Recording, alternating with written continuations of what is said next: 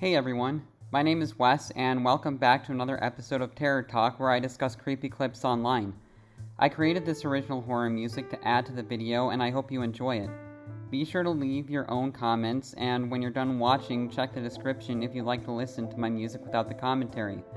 Now let's get into it and have some fun.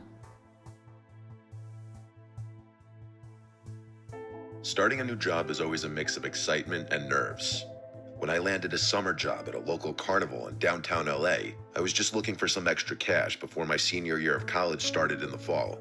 The carnival was a typical setup with rides, games, and food stands, but its main attraction was the fun house, which doubled as a haunted house after dark.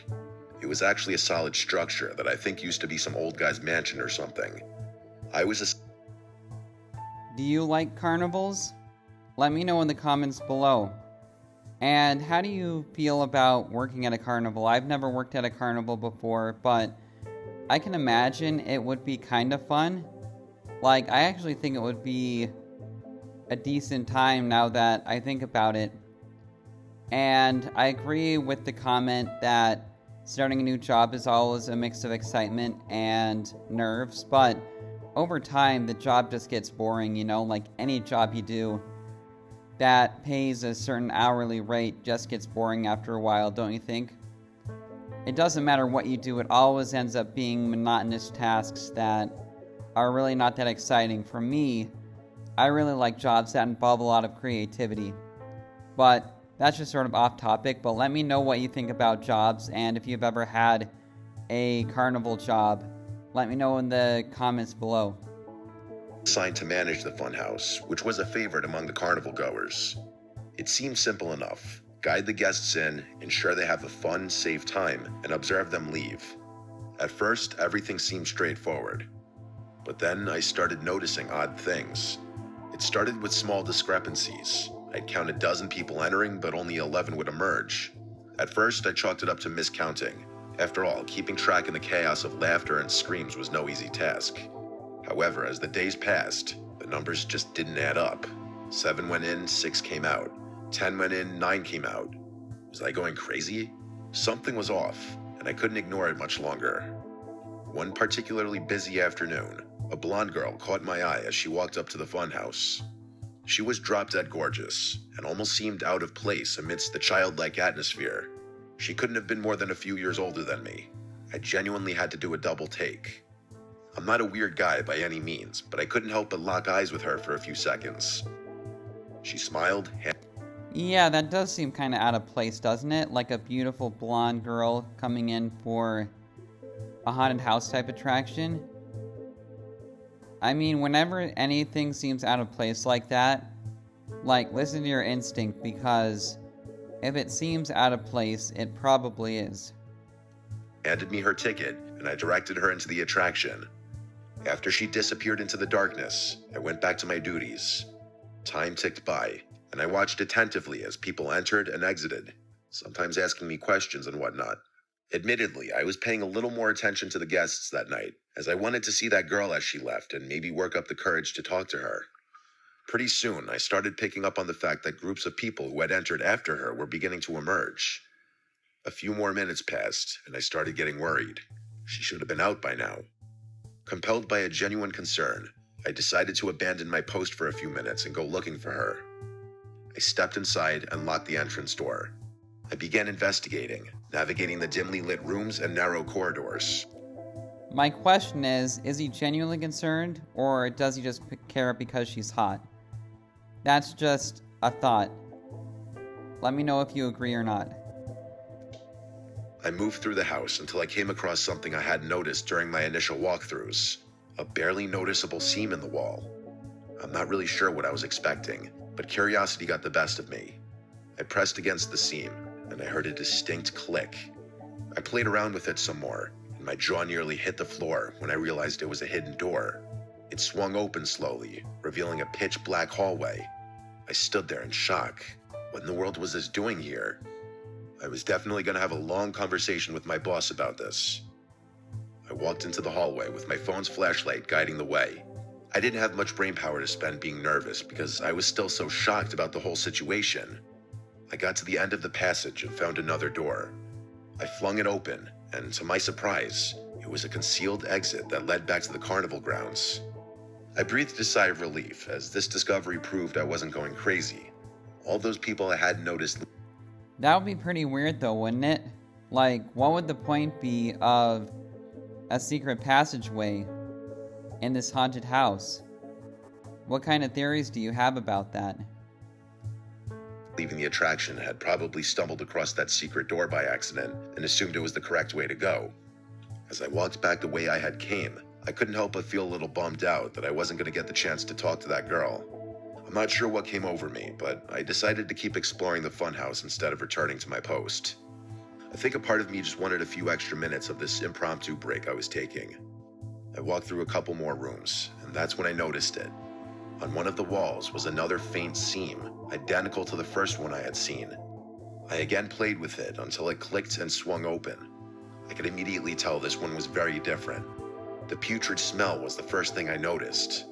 More concerning, though, was the fact that there was no corridor in this one, but a ladder that led downwards.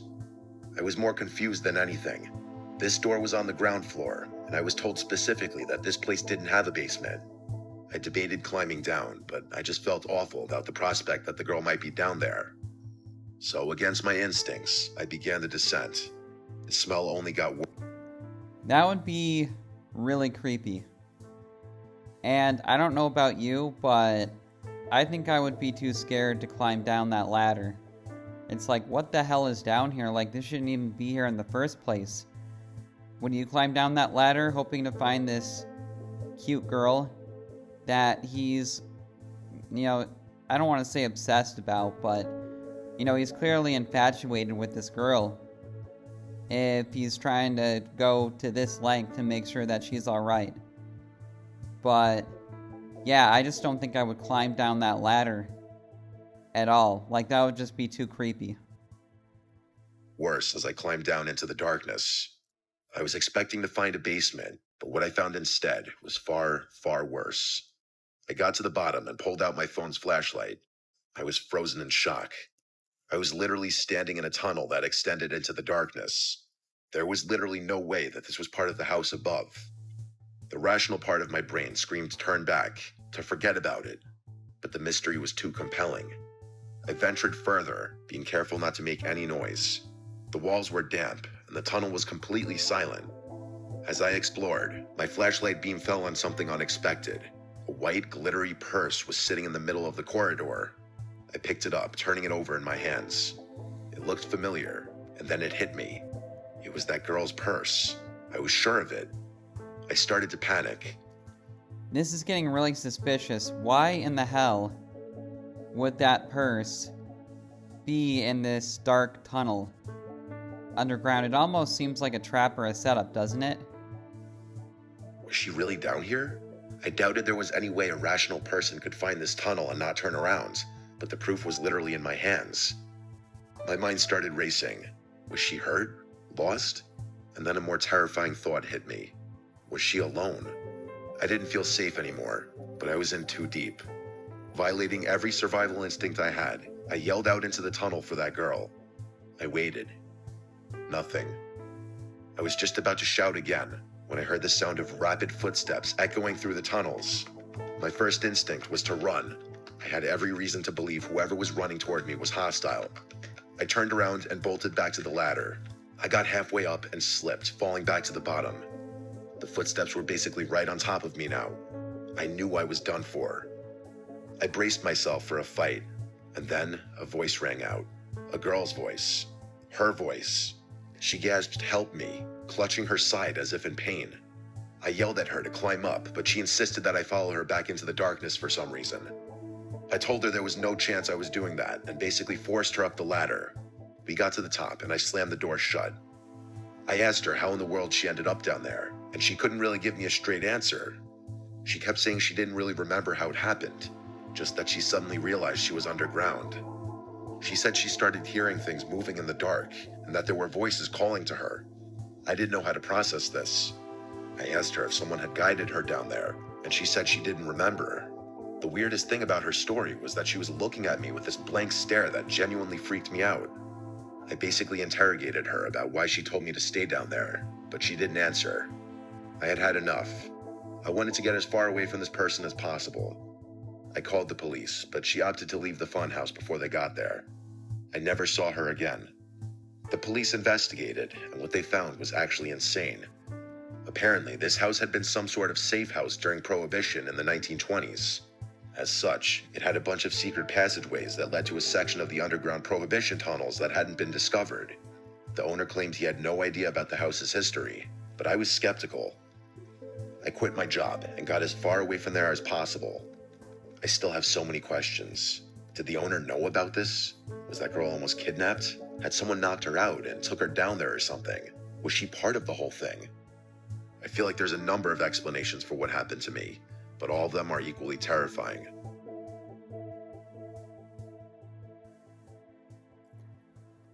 Yeah, that's pretty crazy, huh?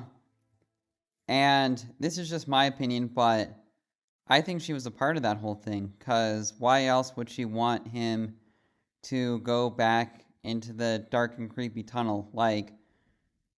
And it's also a red flag that her story just didn't add up. There were too many unanswered questions about her story, she wasn't being straight. And the fact that she wasn't being straight and wanted him to go back into the tunnel makes me think that she was a part of this whole thing. What do you think? Do you agree? I think that it definitely makes sense to me that she was a part of it, and I don't blame the guy for quitting.